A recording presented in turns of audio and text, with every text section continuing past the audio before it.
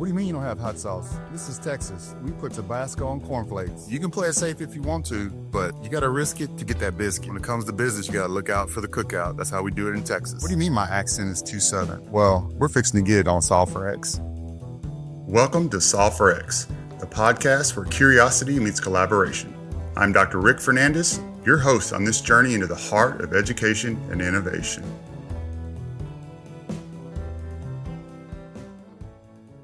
Welcome to another episode of Solve for X, where we're taking K-12's most complex problems and finding solutions. And I have a solution master joining the show with me today. Dr. Liz Norton, CEO, founder, Incessantly Relentless Leadership, and amongst other things, as you well know, my passion for CTE, she is a CTE workforce guru. And so I am thoroughly excited to have Liz join us on the show. Liz, welcome, and thank you for being here. Oh, I'm so excited to be here and excited for this conversation, Rick. Hey, no, so I'll give a little genesis of kind of how we met. So I saw some of the things that you were working on. I won't spoil that for the later in the conversation, but reached out and I said, all right, I got to see what's going on here because this is a lot of good stuff.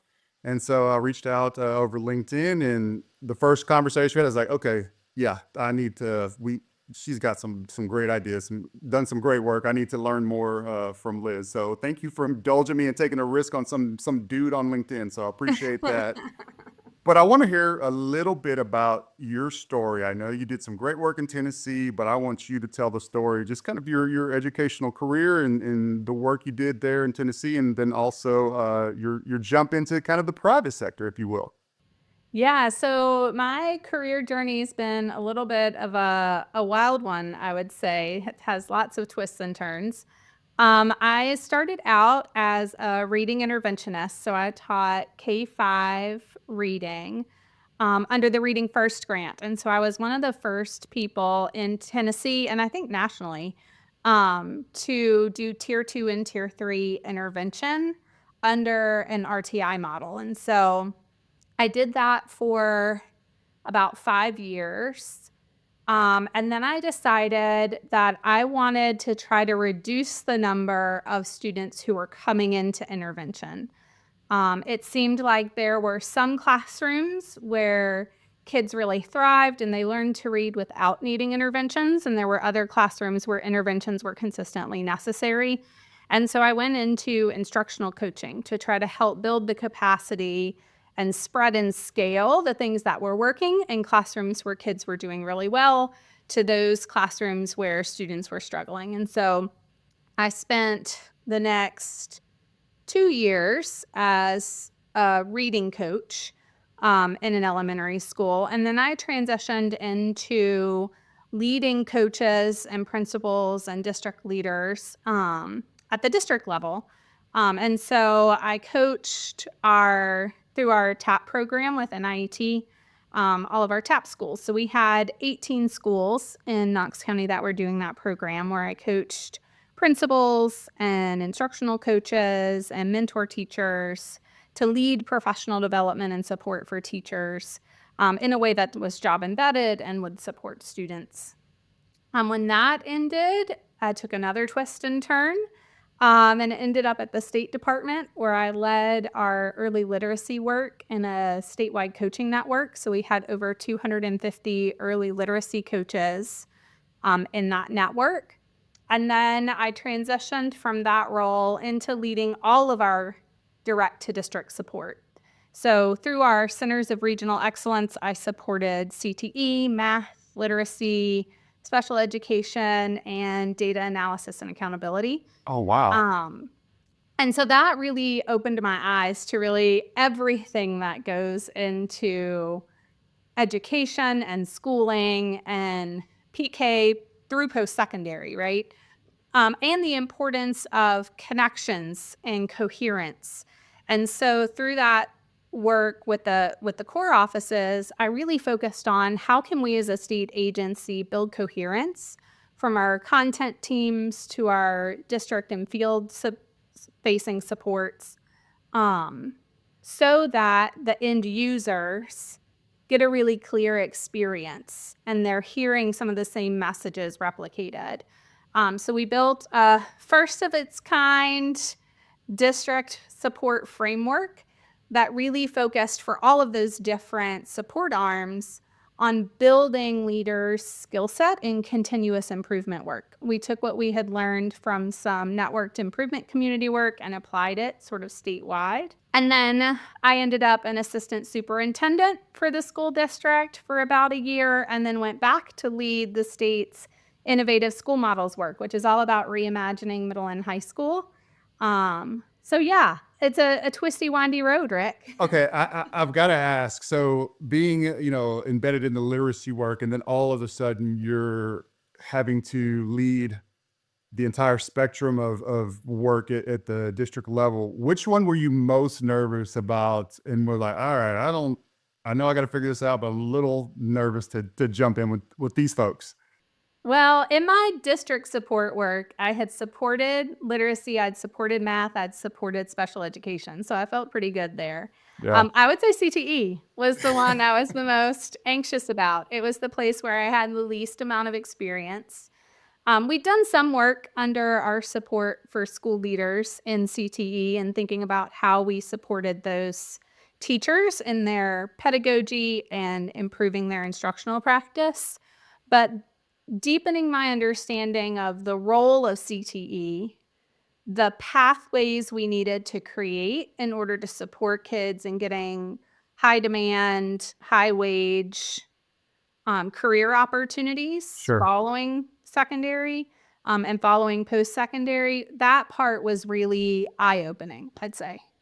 Yeah, yeah. No, and when you're part of such a large system, what did you find was some of the challenges in terms of getting everybody on the same page so that there is coherence? Because I can imagine that was, that didn't happen overnight, right? You had to take maybe a couple of weeks or whatever to get that together. Like, what are some of the things that More you than a teased couple out? weeks. Yeah. Just some things, some lessons learned or some aha moments, just about leading leaders, essentially. Yeah, I think particularly when we think about creating coherence, it's about being relentless with your structures that are going to get you coherence, because they are the things that often go first when the work gets heavier, gets harder, gets overwhelming, right? So Yeah, those opportunities to come together and talk about the work and strategize around the work, those are really important for creating coherence. And it's about creating common touch points that are consistent over time. And so we had scheduled routine meetings where we came together to talk about specific work, to talk about how it was going. I am a firm believer in the after action review, and having that sort of structured cadence of saying, what did we want to accomplish? What happened? What did we learn from what happened? What does that mean we need to do next? sure. And so those structured opportunities at all different levels of the system, I think, are really important for generating that coherence. And so we did that with our field support facing teams. They would have after action reviews. We would take the evidence from their after action reviews up to the content teams and have after action reviews around what was happening. And I think that's what really helped us sort of see the gaps and then be able to fill those gaps over time. I mean, that's a number one. Kudos to you for being able to get your arms around that and lead in that way, because you're absolutely right. And as a former superintendent, you know that like when things are haywire or there's issues or you're trying to solve for something or there's huge gaps within your students. A lot of times the structures get put to the side because you're just the firemen putting Yep. out fires, and you lose some of that. You lose the routines, and it breaks down. So Yeah. Well, and it's easy to think too that doing the work is more important yes, than taking the time to talk about the work. But it's that routine and structured meeting cadence that keeps the work focused and keeps the work driving towards the aims that you have for improvement, whatever those might be. yeah, excellent. And so you spent your most of your career on the public side, serving districts, serving students, serving teachers, and then what? So what's the next evolution? Yes. So after I left the State Department last year, I launched my own LLC and have taken a headfirst dive into the world of consulting. So that's what we're up to now. Well, okay. So tell me, when you were weighing the decisions, how did you make the decision? What were the pros and cons? What were you a little nervous about? Like, just your thought process. Yeah, so I have always been driven by impact, Rick. I've always wanted to take the next step that I felt like would expand my impact, would help me to better serve public education, to better serve the students in public ed, and really think about how do we push people to make the changes they need to make in adult behavior so that we can see the change in the system, so that we see changes in outcomes for kids. And so part of it was just sort of a natural progression, right? What's the next step? How do I impact more systems, more people, more kids? And then the other part was really thinking about how do I leverage the expertise that I've gained through all of these different experiences that I've had in the next phase of life, right? And how do I set myself up to use those skills to help others be successful? You make the leap, and then I see on LinkedIn you've got some AI conference happening, and it's starting to grow. And I'm like, man, this is pretty cool. And I've always, as we spoke offline, I've always been very impressed with Tennessee and how they've approached their innovative schools, their workforce, and to see that there's a lot of AI activity going on across the country and in the state.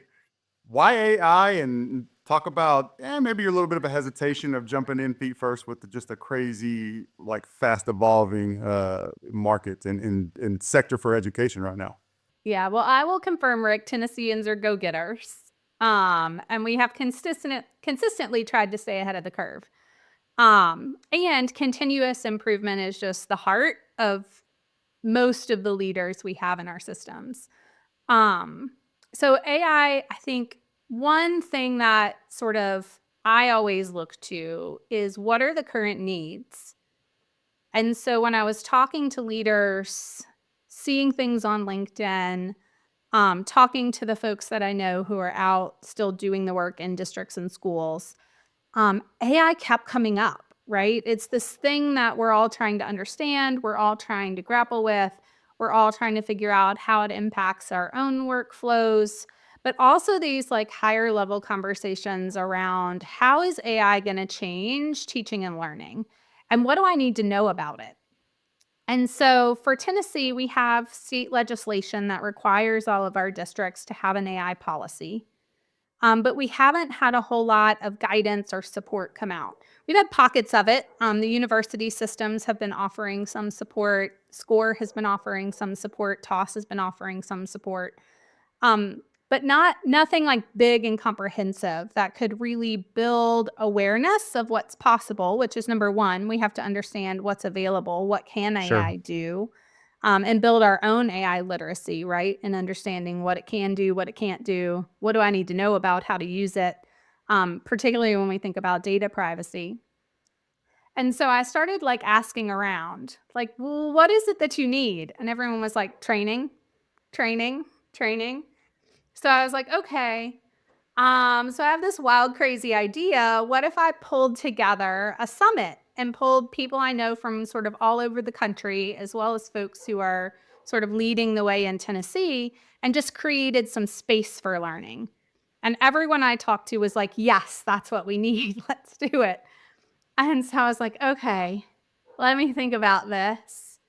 And then sometimes just happenstance happens. And I found a partner who was willing to go in with me on it and help me plan it out. And so we just went for it. And what it turned out to be was over 130 leaders who came together, had some incredible learning around what AI can do, what they didn't know AI could do or needed to be thinking about, and some next steps that they could take on their AI literacy journeys and in their AI leadership. And I think the biggest takeaway was that we are all leaders in AI. It's not your CTSO, it's not your tech Yep. analysts or your tech consultants. It's everyone. We all have to be leaders in this space. we all have to understand how it can impact the work that we're in charge of, whether that's the literacy classroom or the math classroom or it's professional learning for teachers. AI is going to permeate everything. And so owning our leadership in that space is really important. Okay, I just out of curiosity, I'm always just fascinated with how people do the work, make decisions, put things together. Who are the first two or three people you called when you were going to pull the trigger on this event, and why? Just out of curiosity, I just want to learn from you. Oh, um, the first people we reached out to were the leaders in the state, the folks Okay, that we knew other people would listen to. So state board, SCORE, TOS. Um, and then our closest friends. So superintendents that I know from all over the state, I hit them up via text. I called them on the phone. Just to make sure that what we were putting together was one, the right approach, and two, the right content, right? What is it that sure. leaders really needed to know and understand to make this work? You know, there's so many components to it because, like you mentioned, the data privacy, and then at the school level, a lot of companies are thinking about, all right, how do we help teachers improve efficiency or districts improve efficiency, automate processes, and then all the way down to the student level.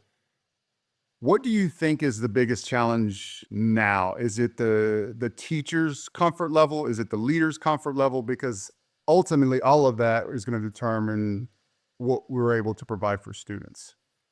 Yeah. So when we were doing continuous improvement work, maybe, I don't know, probably 10 years ago, there was this analogy that we used about understanding systems. And that's systems are this web of interconnectivity, right? And if you pull on one string in a spider web, it's going to move the whole web, right?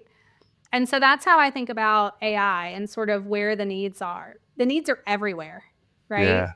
There are needs for leaders, there are needs for teachers, there are needs for students, there are needs for community, there are needs for parents. Um, and so every time we pull a string, that string is impacting the needs of all the others. And so I don't think there's like one right approach for who do you try to support first, right?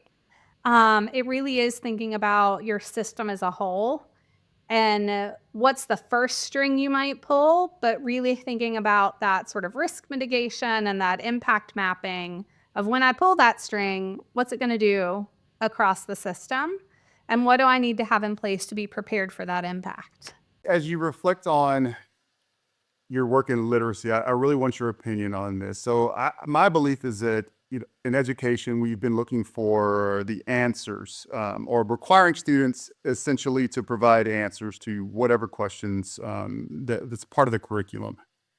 I think the shift has to be, now we're going to train students, teach students, help students ask the right questions, the Yep. specificity of questions to find, because the answers at some point were, and I don't know, we're probably pretty close now.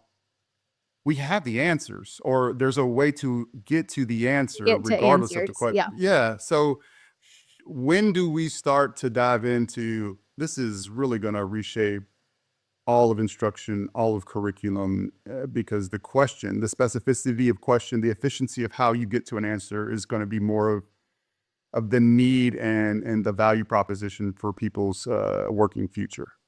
Yeah, I think that's something we've been grappling with for a while, right? We've been pushing on this idea of critical thinking skills. Even in Tennessee's evaluation rubric for teachers, there's a section on problem solving and a section on thinking, like how are you pushing kids towards that deeper thinking and that problem solving. So I think that just gets elevated more in this space. One, two, I think there's still a place for some competency-based learning, right? We still need to make sure kids have the foundations, that they can do things absent of computer, right? Because that's gonna Sure. be the case sometimes. Sometimes you're gonna be at the store and you're not gonna have your computer and you're gonna have to figure it out.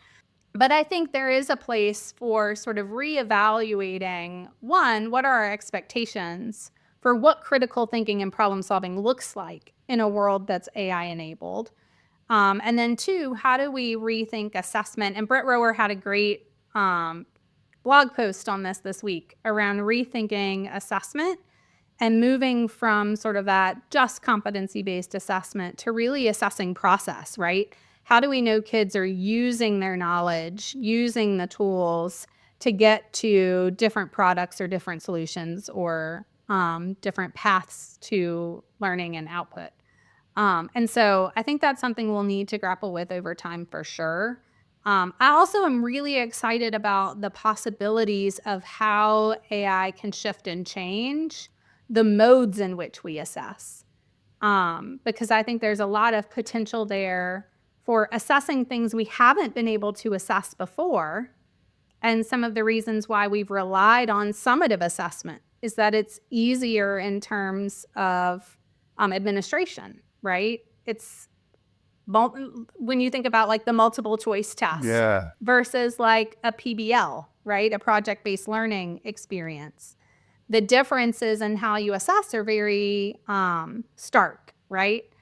And I think that's what we're pushing towards when we think about what AI can do to enable a different way of assessment is it might look more like a PBL assessment that we can do or replicate more frequently or more often.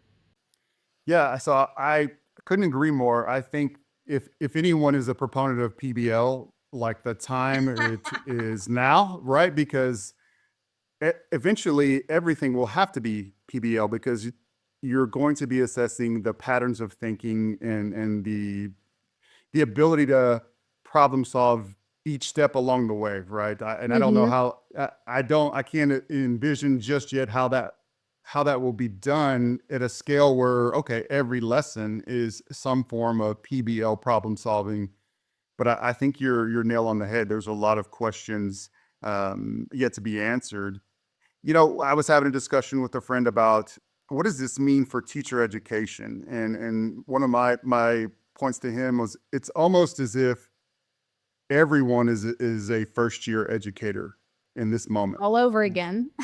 Yeah, I mean it's where you know Yep. you're it's not to say that that 25-year experience is not valuable. It's incredibly valuable, but the learning curve now is the same Massive. as if Yeah. yeah, that Hmm. you're coming in essentially you're coming into a totally new profession done in a very different way. So Yep. do you feel like there's going to be just as much need to help and support our veterans as just like our brand new rookies out of college? Oh yeah. I don't think that changes, right? Yep. Teacher support is something I think you should get regardless of where you are in your journey. Sure. I think it definitely is amplified by the fact that the teaching profession will change, right? It's going to look different. AI tools are going to make the work that a teacher does different in some way. We don't know what that different is yet, um, but it will be profoundly different. And so I am always a proponent of job embedded support too. I don't think you can PD your way to stronger No. teachers, right? It's about coaching support, it's about PLC structures, it's about ongoing feedback and learning that happens in the classroom with kids, and creating structures and opportunities for teachers to learn from each other.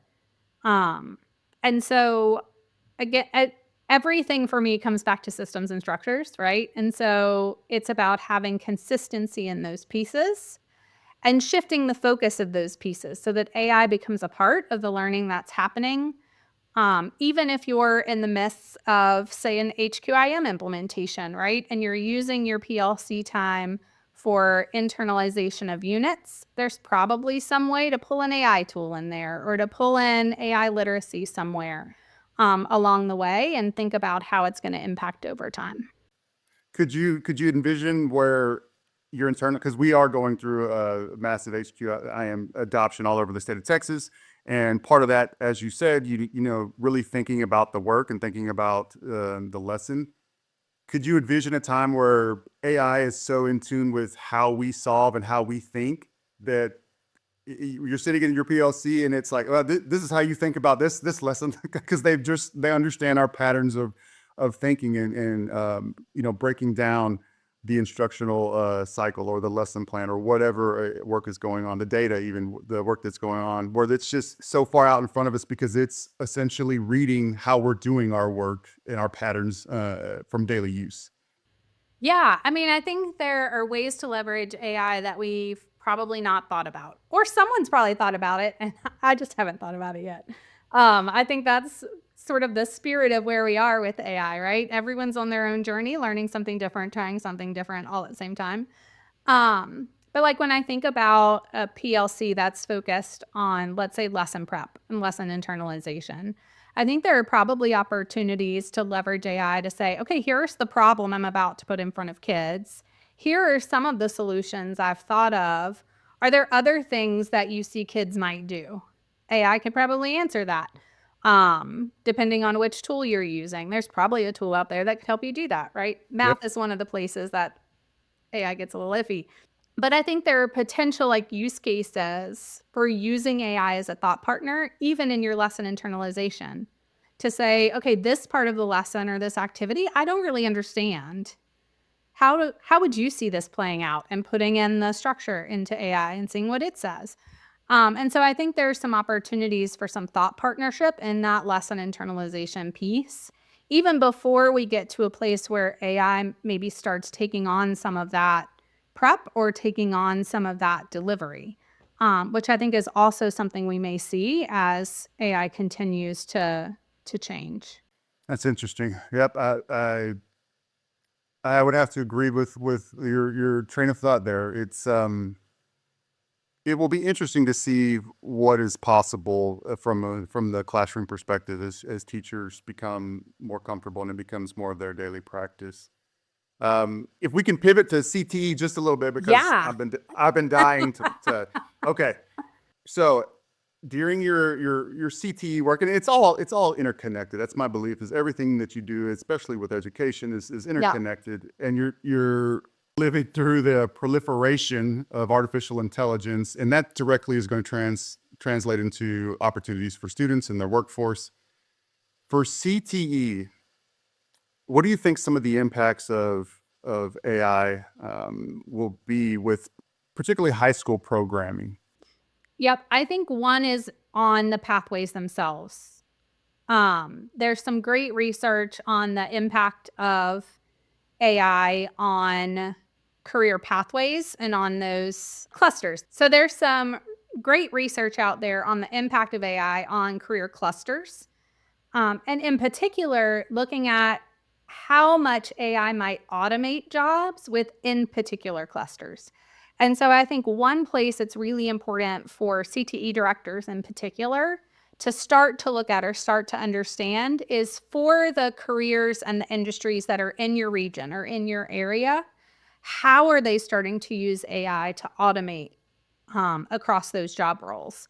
One of the things that I've seen that's really interesting is that AI automation tends to happen more in fields where we have a lot of representation of our most at-risk students. So when we think about like auto mechanics or culinary Yep. or cosmetology, those are some of the career clusters that have the highest likelihood of AI automation, versus some of the ones that already require more critical thinking skills, right? So like those higher level STEM jobs or STEM careers, less likely to be AI automated because they require a lot of critical thinking already. So some of that research is from Cameron Sublett, who was at UTK a few years ago and has recently moved back over to California.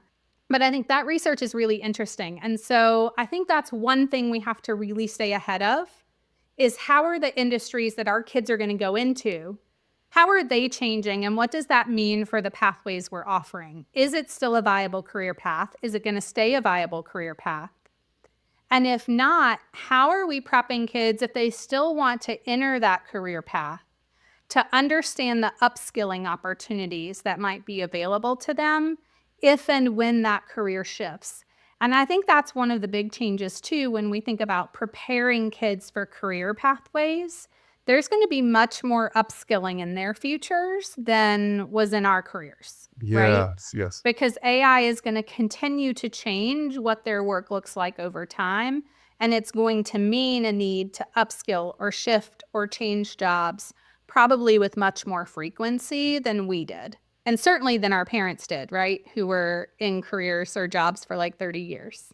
Wow. Okay. So you just gave me a lot to chew on. So, because I mean, you hit on something that I think we struggle with in terms of we're really hesitant to sunset programs that maybe aren't viable. We know that they're not Very viable, but hesitant. and so they linger. And although they may be popular, they're not necessarily what's in the best interest of students for the future of their working Yep. experience. And it means our systems are going to need to be prepared to upskill teachers. That's your biggest hesitancy, Rick, when it comes to sunsetting a program.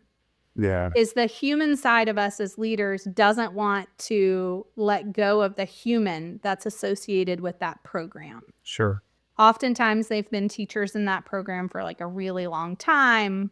There's not another program they could shift to.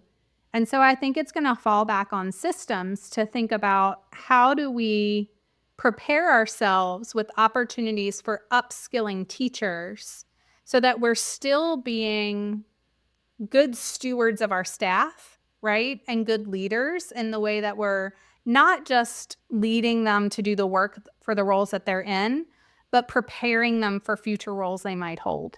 Do you see it as an opportunity for a teacher to be more versatile? Because I can imagine a time where I might not necessarily be an expert in this coursework or this discipline, but I have a friend that's an expert, and he just happens to be Gemini or whomever. Yep. And if I can really upskill on my pedagogy, how I approach it, my ability to support students, facilitate less, all that stuff, then there's always a place for me because students learn, and I just would lean on AI to get my own upskilling in terms of content or expertise or what are the outcomes that students need to reach if I'm having to teach calculus, which I would never teach calculus, but for those that might have to. So do you see it as a chance for teacher versatility? I don't know. I hadn't thought about it in that way because I'm also still a proponent of certification for teachers, Sure. right? I think it's a way that we maintain the viability of the profession and continue to be seen as high-level professionals that teachers are. And so I'm always conscious of the unintended consequences of anything when it comes to Yes. teacher certification or expectations around expertise. So I still think there's a place for that. So maybe it's a more formalized upskilling. But I think there are opportunities for us to think about how this could impact teacher certification, how it could impact what teachers teach. Right now in Tennessee, you can teach one course off your certification if there's a need in your school for a Sure. course that's not covered. So I think there are some opportunities to really think about how we leverage teacher expertise, what it means to leverage teacher expertise in an AI-enabled world, right? That's probably different, to your point. But I think I would still be very cautious and really think through the risk mitigation for the overall impact on Right. teaching as a career. Yeah, you're absolutely right, because there have been a number of things to make the profession more accessible or an attempt to bring more into the field of teaching in a variety of different ways. And Yeah. they've not been very successful that I found it anywhere across the country. So I would agree, holding that fidelity of certification is very important. And how we leverage the upskilling is going to be even more critical. It makes me think of, our university partners should probably be lockstep with these conversations with us as they're continuing to figure out, all right, what does this mean for our certification and our degrees in education. So I've always felt like we've had a bit of a branding issue in CTE, and maybe this is just the Yeah. case in Texas, but just the feel of, when for the students who aren't going off to college, or for the students that aren't your high flyers or what have you, and I would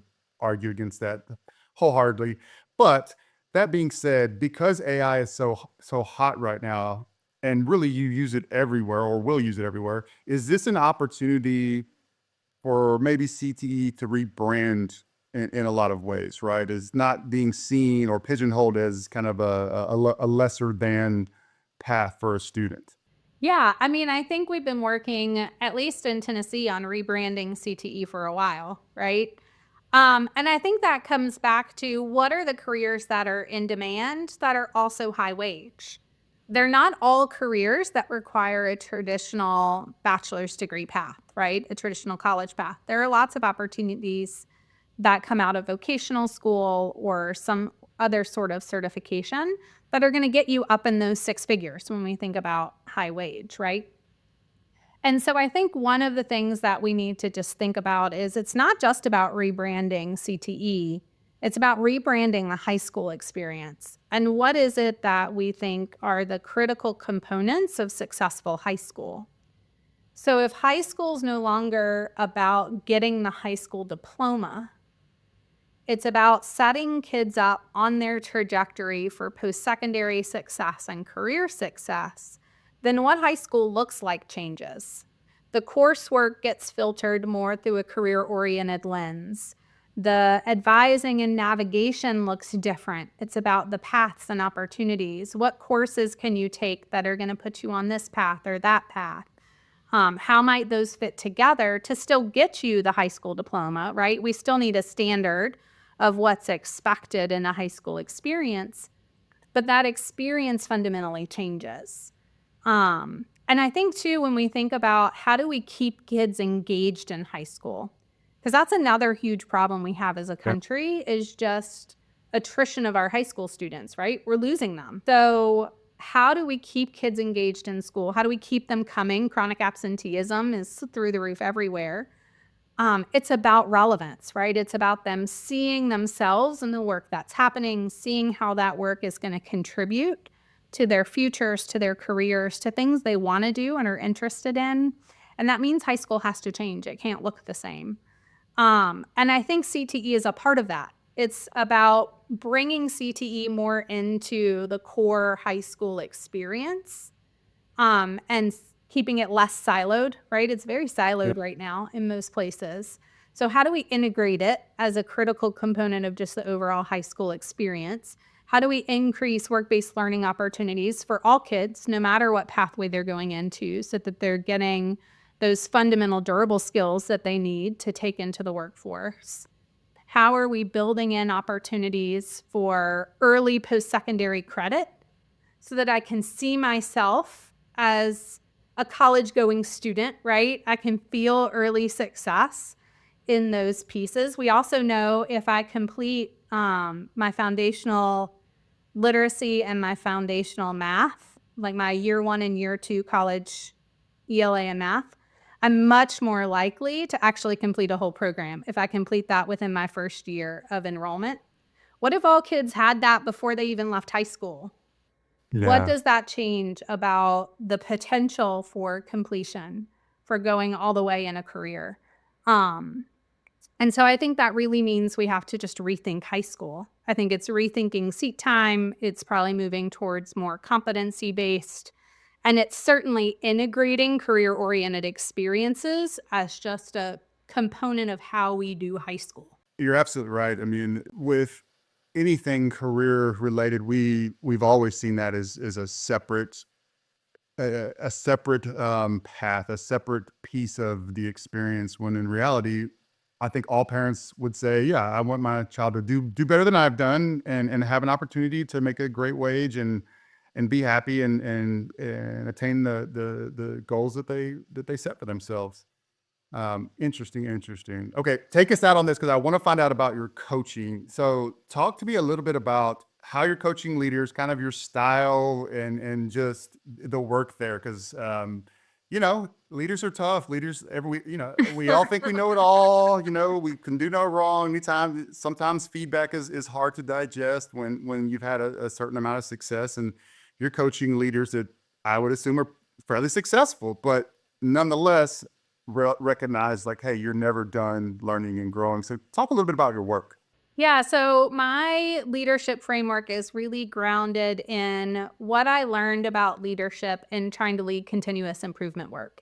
So it's both what I learned about myself as a leader, but also what I saw in successful leaders across the state of Tennessee when they were really successfully moving change ideas forward, whether it was implementing high quality instructional materials, implementing a new coaching framework, or trying to build some pathways from middle school to high school. Our CTE work focused a lot on how do we support those transitions.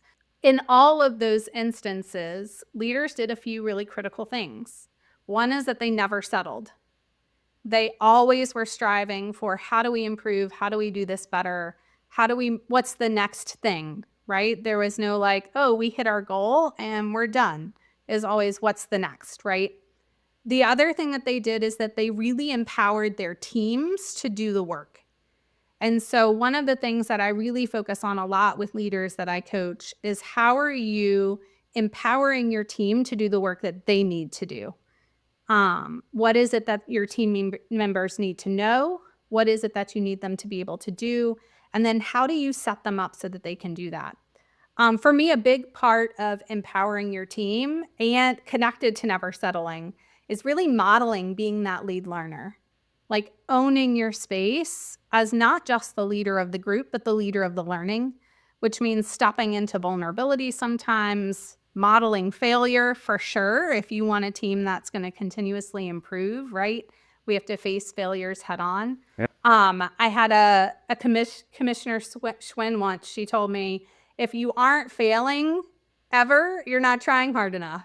Yeah. So, it's really important that we as leaders, and when I coach leaders, that they understand their role in leadership is not about being the all-knowing person at the top. It's about really building the safety to be a leader who learns alongside, who fails alongside, who helps their team learn from failure and move to the next thing. The other thing I really focus on is using data. And it's not just using your quantitative data, right? We've gotten really good at looking at our summative data, right? At setting goals around that assessment data, of looking even at like that benchmark data, right? That we take quarterly. What we're not so great at is collecting leading indicator data. So really understanding what is it that we're trying to change about people across our system, right? Teachers, the school leaders, the instructional coaches, and how am I collecting data that lets me know that we're on track with the change we're trying to make? Particularly like when I think about HQIM, you can think about, are teachers engaged in intellectual prep? Are the leaders doing classroom walks and observations? Are they using that observation data to then make decisions around what teachers should focus on in PLCs or what feedback they should give? If I'm not collecting data on those pieces, then I'm really sort of shooting in the dark, right? When it comes to leading my strategy work. And so really setting yourself up to collect that implementation data and to do something with it in these like short-term cycles. And then the other piece that I really think about, Rick, is sustainability. How are we setting ourselves up with systems and structures that help us sustain continuous improvement long-term? Because if we're not planning for sustainability from the beginning, we're much more likely to fade off over time. Yeah.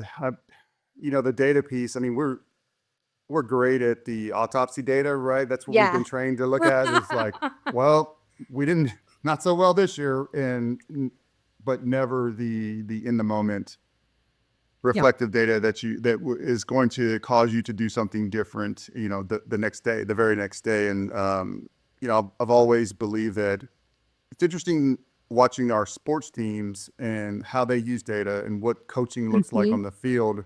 I can imagine Peyton Manning at practice, got a lot of feedback Yep. every day, all day. Watch those videos. Yep. watch the videos, film, and the game was, an opportunity, but then the work that goes in after the game is just that's what's critical in the success or the work. And we've never really applied that to education. And I don't quite know why. I think there's a lot of reasons for that, but we have to get on a cadence where we're impacting the change Yep. all the time, every minute, because that's what kids need. That's what our teachers need. And we've got to accept that it looks totally different than our current models in the country. Yep. Well, and it's about having that same level of discipline that Peyton Manning has, Yep. right? He is not going to skip looking at that film. He's not going to Nope. skip the meeting where the coach talks through the film and they dissect it together. And that's what we often do in education. We don't set ourselves up with the discipline to keep the routines that help us look at that leading indicator data to make meaningful change in the moment. Yeah, no, 100%, 100%. Yeah, I mean, and the thing about it is when you have a leader that he's going to be in that room every single time, there's no question it is held sacred to he or she. It has a huge impact on the system as a whole. Magically, Yep. everybody else gets on board, right? So Yep. I couldn't agree more. Okay, last question, take us out. What's on the agenda 2026 in the new year for Liz Norton? Oh, I would love to launch some networked improvement communities around AI. So I think one of the best things that we can do right now is just continue to learn and to lean into that learning. And I think when we learn together, our learning just gets amplified. So I'd love to find opportunities to bring some leaders together around common challenges, to have them select and use some common AI tools and be able to come back together and share their learning with each other. And maybe even with the creators of those tools so that we can do some real improvement type learning, right? To understand both what AI can do, is AI helping us solve this challenge? And then really, what are the critical attributes to using that tool well, right? How do we collect that? How do we then use what we learn to help others use the tool well and to move things to scale in a way that really works? So I'd love to do some of that. Certainly more coaching is on the horizon. So if anyone is listening is interested in some executive leadership coaching, please hit me up. And then I'm going to continue to do consulting. I'm doing consulting work with a lot of different other consulting agencies as a subcontractor. So I'll continue to do that work. I love the work that I get to do with state agencies. And so I'll certainly continue to find and look for opportunities where I can lean in to help take what I learned about creating coherence and creating strategies that really work in the field and apply them in other places. Well, excellent. I mean, thank you so much for spending some time with me today. And I got to find a way for us to work together in some capacity. I mean, I guess I'll come to Tennessee if I have to. I mean, it's not Texas, but no, but the work that you guys have been doing and continuing to lead is really, really powerful. And just thank you for being a part of serving our educators. It's critical at this time. So thank you for joining me, and please like, subscribe, share, and you will, I guarantee you, see a lot more of Dr. Liz Norton in 2026. So check us out on the next episode of Solve for X. Thanks, Rick. Thanks for joining us on Solve for X. Please follow, like, and subscribe for more episodes. And until next time, keep asking the right questions and solving for X.